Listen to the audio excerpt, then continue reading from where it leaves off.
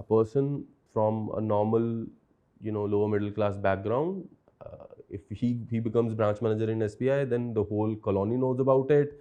And when I decided to quit, there were people who actually came to my home bringing condolences to my mother and saying that Vikram is being very selfish. When you leave your SBI job and then you go for an FMCG job, be prepared that you would be given some tough assignments to at least must test you.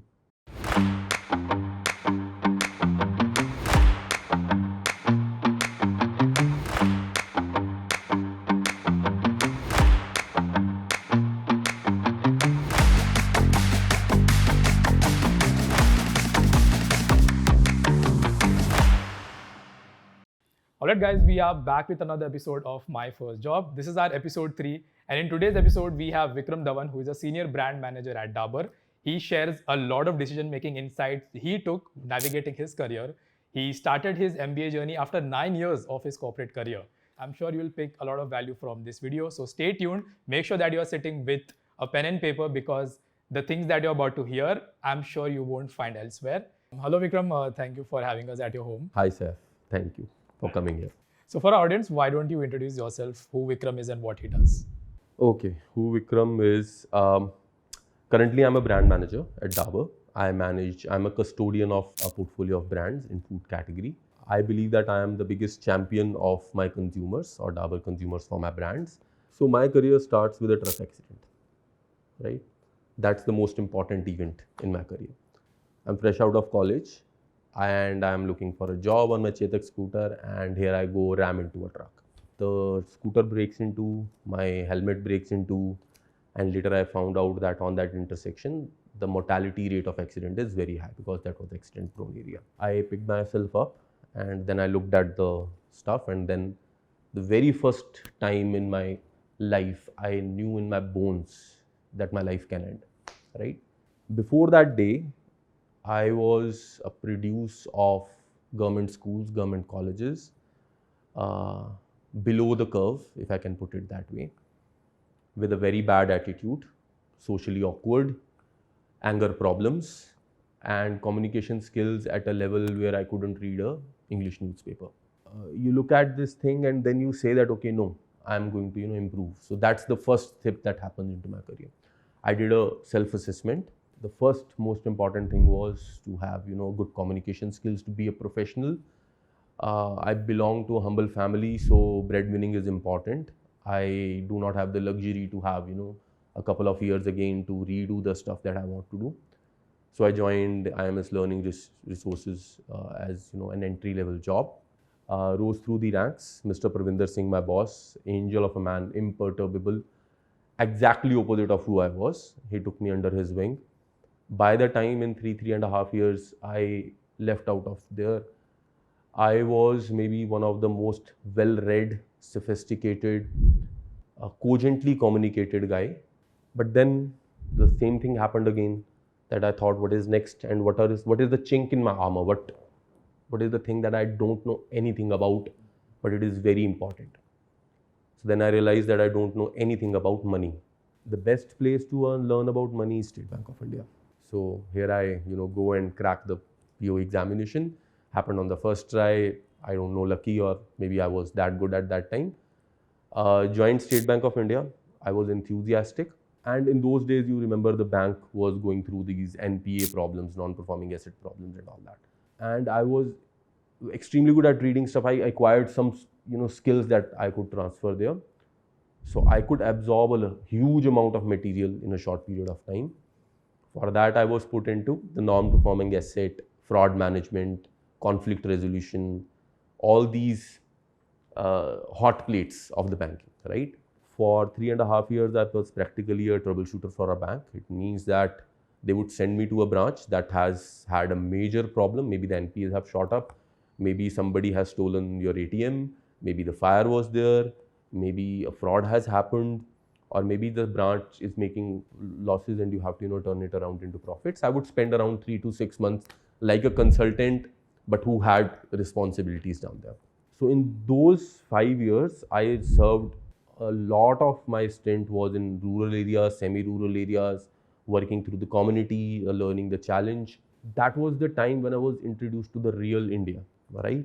The things that most of us don't even think about, pay gap, gender gap, opportunity gap, learning deficiencies that are there, nutrition, how it impacts, and a host of other things, and how a professional can come in professional capacity and do help that, right?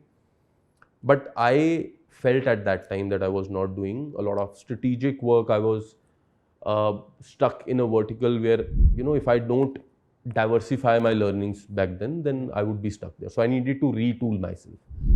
Took the CAT, that whole 99.6 percentile, whatever, filled only one college because that's how I am. Only FMS form was filled, only FMS interview was given. Of course, I cracked a couple of other colleges also. And then got the call from FMS, quit banking, joined FMS. I only sat for only one interview in FMS, my summer placement, that was for GSK. So I wanted to explore.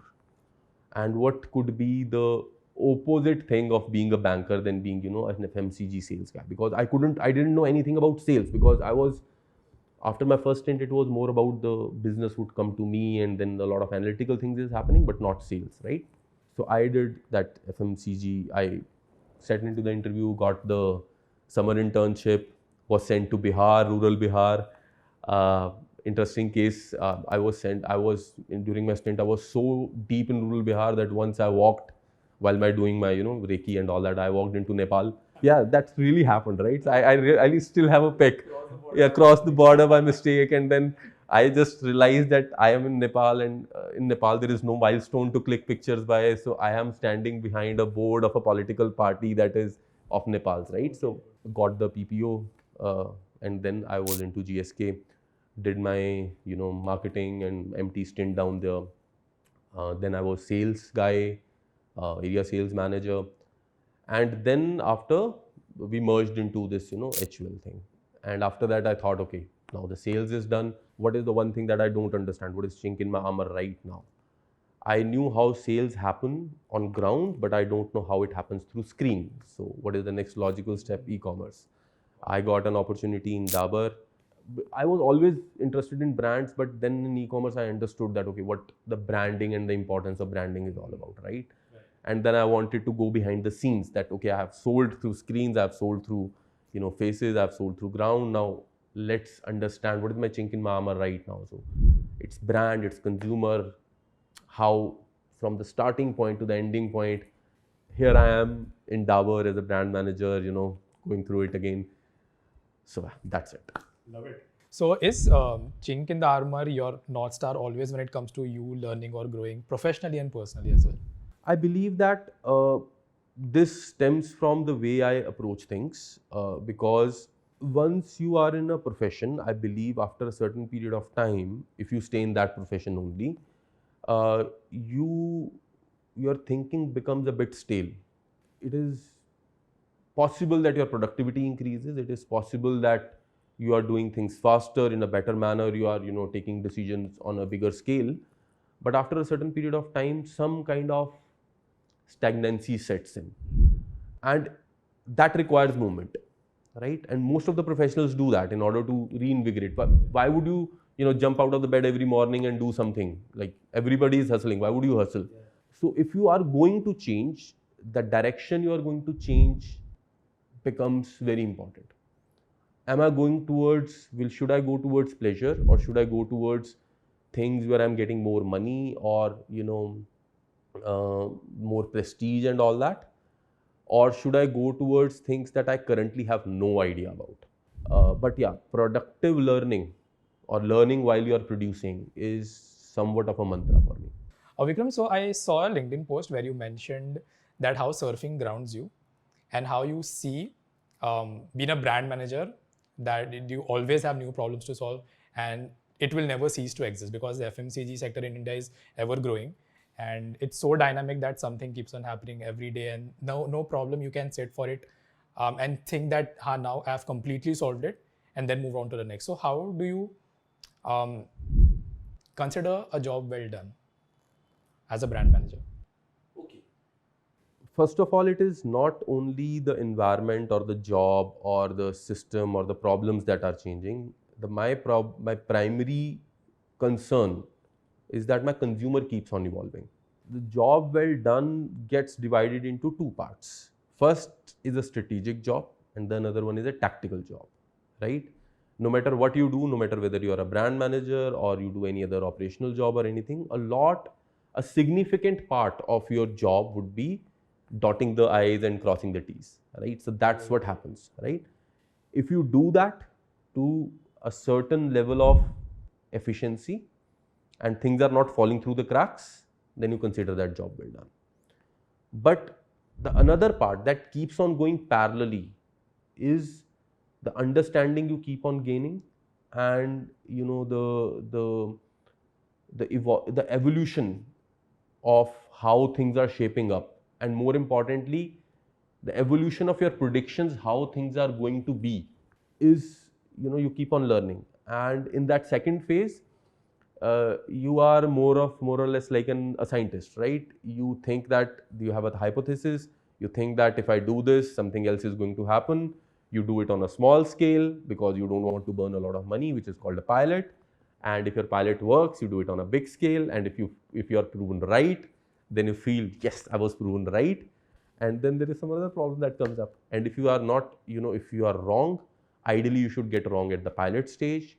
You keep on doing pilots, and until you understand something about your consumer, that either nobody should beat you at understanding or ending your consumer. If you do that as a brand manager, I believe that you're halfway there.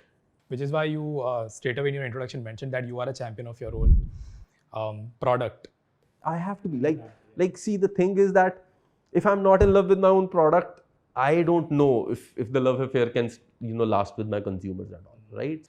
Awesome. Vikram, I want to take you back to your MBA days, right? Why did you choose FMS? So once you are earning and you take a break and you do your MBA, so it is a loss of 2 years of the salary that you are having. But once you are the primary breadwinner, like nobody else is earning in the family, it means that the expenses of the family cannot stop. And being in a lower middle class family, no matter where you go up to a certain extent, you do not have enough savings at the end of the day. It always happens. So what actually was the problem statement was that there are going to be multiple streams of expenses that are going to happen. I will have a certain corpus, and I will have to arrange another corpus, and every single sum of money will come with certain risks, which SBI taught me very well, and how I'm going to manage that to achieve that, the probability of success becomes the highest. And more importantly, also have to understand that once you go to a college after a job that you have, there is always a risk that 2007 might happen. It happened after my graduation days, right? There might be a recession, there might be n number of different ways. You might get sick, or something might happen that you're not getting job anymore. So what will happen in that situation? So a lot of risk factors come into play, and then you see that, okay, this is the one college which is absolutely in, then the other colleges I will have to make different arrangements for. So yeah, that's happened. At what point in your career do you feel that growing here at SBI won't probably yield me many fruits in the future compared to if I take this plunge and upskill myself and do something that is completely opposite to what I'm currently doing? Let me put it this way. First of all, it was not only the income of SBI that was significant. The more significant thing was prestige.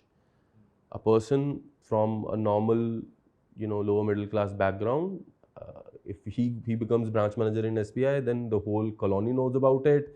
And when I decided to quit, there were people who actually came to my home, bringing condolences to my mother and saying that Vikram is being very selfish, right? That kind of stuff that happened, right? And it was a lot of the best stakeholder management that I've ever done was at that time with my parents, because to give them confidence that, okay, your son is earning and it will, you will not have to, change your whatever your lifestyle, what you are doing. And my neighbors and my, telling your friends and just explaining your rationale to everybody is difficult, because as an Indian society, we are still a little bit towards, government job lagi hai to kyun chhodna hai kind of concept. The other thing is that it is part of my nature is, there is a term which is called, the most men live life of quiet desperation. Keats wrote that. So what actually happens is that success brings its own risks. You want to achieve something, then you achieve it. After a certain period of time, you become prisoner of that, right? And then what happens that you get a chance, or that you have an ability to go forward, right, and to do something which might take your life to next level, but you are scared of what you already have. And I have seen enough and more examples in SBI.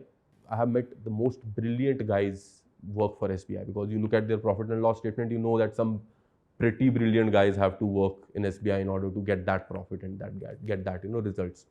Once you do that, right, you see that, okay, I could have done it, and if you don't take that, then the regret set in. And when the regret set in, then your productivity goes down, your happiness goes down, everything goes down. If you have an option, if you believe that you can do it, if you believe that you should achieve it and there is a risk, take faith in your own skills and take the jump, right? Have some backup. Like don't do it. Like do it very methodically. Make sure your chances of success are maximum, but don't try to make it. Don't wait till it is 100. It is not going to be. And I'm going to say one thing which one of my two of my mentors told me. In fact, my bosses, both of them, right? One of my mentor and one of my bosses, Mr. Simarjit Singh. I told him that, sir, I belong to this. The day I'm going to put my resignation, right? I told him that, sir, I am feeling a little bit anxious. I'm writing my resignation, but I have all these, my family is there and all that. How should I approach this? And he said, Vikram, do you know you make very good tea? Yes. मैंने कहा, sir, yes, I know. तो कहता है, if you don't get a job, you can put a tea stall and your family will still eat, no? मैंने कहा, yeah, but that's good, right? मतलब my primary solution, my primary problem is putting food on table, right? Everything else is secondary. If nothing else happen, I can put a tea stall. It changes your mind, right? Although there have been days of pure frustration that I have gone through after my MBA, but I have never regretted putting down that paper in SBI. Not because it was not a great organization. It was a great organization to work for in many, many ways. The problems that I tackled there sometimes were of complexity that still boggles my mind. It was my desire, and if I don't act upon it, I would have regretted it, and then I would have been a shell of myself. After your career as officer of sales officer in State Bank of India, after MBA you were directly working in the FMCG space, correct? How quickly were you able to adapt because it's a complete culture shift as well, and plus your roles and responsibilities are also somewhat different or completely different depending on what you do. But were you conscious of picking the FMCG space that you wanted to orient your career in, or that happened organically? And after that, while you were working in this space, compared to your SBI job, what shockers did you get, or were you able to adapt to the challenge that they were presenting you? Okay. So the thing is that I went to MBA to explore, right? My motivations were a bit more different than usual people. It is like you are going into a role, you want that particular job, you are sure about yourself. I was sure about myself that I will make a living. I just wanted to see what excites me now, right? So that was my concept, and it gives you a lot of free and safe space. MBA gives you a free and safe space to explore a lot of industries. On theoretical level, you can do some practical, in-hand internships also. And I did that with GSK, sorry. I did that with GSK. And an internship is just to understand whether you will adapt or not, whether you will like it or not. Do you like the culture of the company? Do you like the problems that this particular industry is solving, this particular company is solving? And as so happened, I really loved it, right? What made me more, I would say, what made it easier to adapt is that I was clear what the challenges are, right? The primary challenge doesn't come from whether you can work hard or not, or it doesn't come from whether you can adapt or not, or anything like that. Because people in public sector units, they do work hard, right? So a lot of them work hard. It is not like everybody is. The irony is that the public usually comes into contact with people who are not senior enough or who are not dynamic enough because they are solving problems behind the curtain, right? So it might be thing, and in service industries always happen that the worst experience is always the benchmark. That's what you remember, right?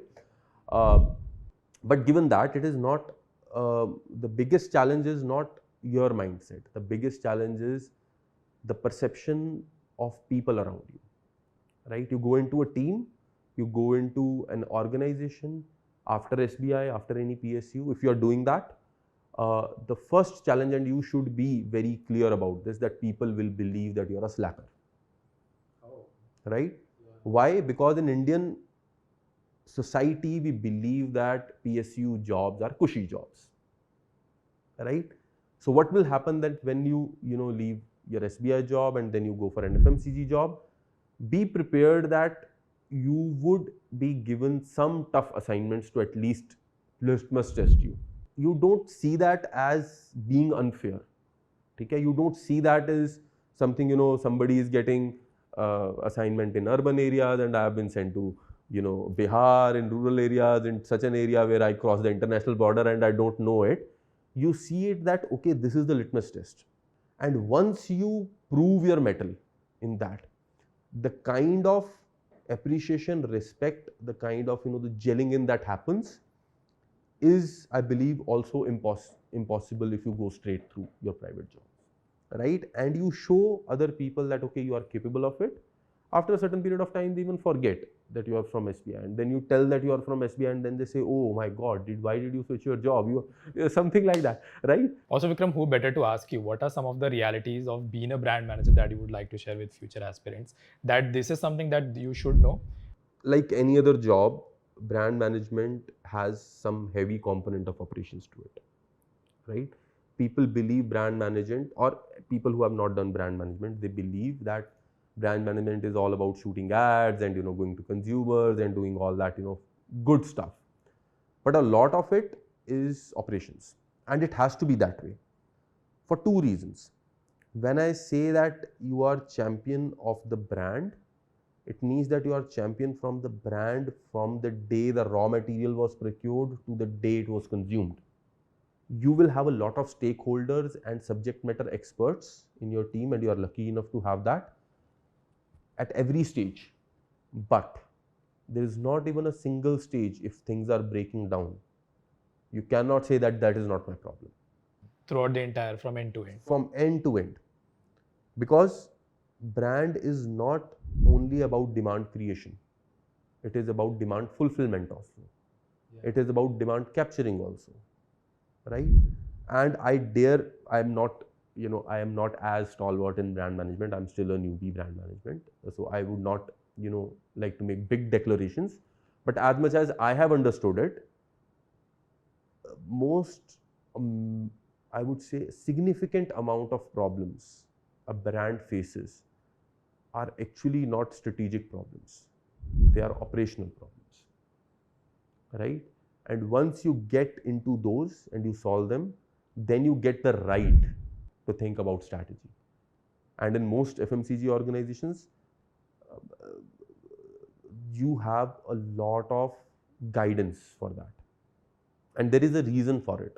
Also, Vikram, for somebody who is entering the brand manager space, or they want to get a job as a brand manager, with the ongoing acceleration of AI and the, how do you call it, generative AI, on all the application and the tools that it has for somebody to use and help with their processes, what advice would you give to them, or what method you will give to them so that they can prepare themselves better in order to be able to better use it for the job they'll be doing? The issue with AI is not that it does something. The issue with AI is that we don't fully understand what it does. When we come across as an AI, we come across an AI as a mature product, right? But at core, the AI does one thing: it predicts. It's a prediction machine. Okay? I have a 20-month-old daughter. I have not taught her anything, right? But when I say, come Kimaya, come here, What does she do? She come across a command that she doesn't know anything about. She looks at it. She does something random. Either she goes away, she comes here, and then she sees my reaction, right? And if I am very happy that, okay, Maya came and all that, then she knows that it was the right answer, right? And then she does it again, she does it again, she does it again, and after a certain period of time, a pattern is set that once this thing is done, this is the usual response that should come. And when we keep doing it for 25 years and all that, then we can have a conversation like this, and it appears that it's natural, right? But imagine a child, 3 or 4-year-old child, grammar तो छोड़ दो, ABCD नहीं आता अच्छे से, but they have a very sophisticated knowledge of grammar, syntax, context while conversing in their native language with their parents and anybody else, right? How does that happen? Similarly, when AI comes to you, it has already gone through millions and billions of cycles. So the real risk and the real advantage comes where the part of your job where prediction happens. And the scary part that will be say with there is going to be a lot of job losses is because in white collar, most of the value we generate currently is through prediction. Let me give you an example. As a brand manager, I see a creative, okay, or a set of brand managers see a creative. We see that, okay, if I do this, if I say this, my consumer are going to like it. If I spend this much amount of money on it, I will generate this much amount of sale. Like that's a basic problem statement, right? In order to make it more accurate, I might do pilots, I might do A/B testing, I might do a number of other technical stuff. But that is my problem statement. If I spend this much amount of money in this thing, will I generate more profit or less? That's the basic stuff, right?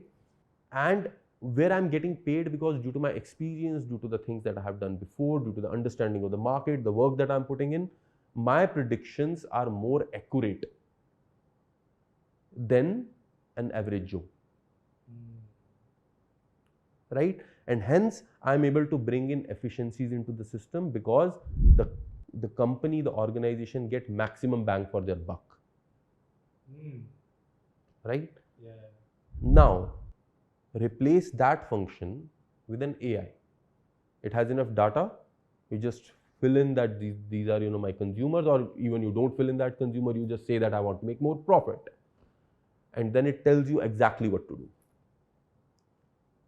Will I add value in executing? We already have machines that execute automatically, right? The automation is already done and dusted.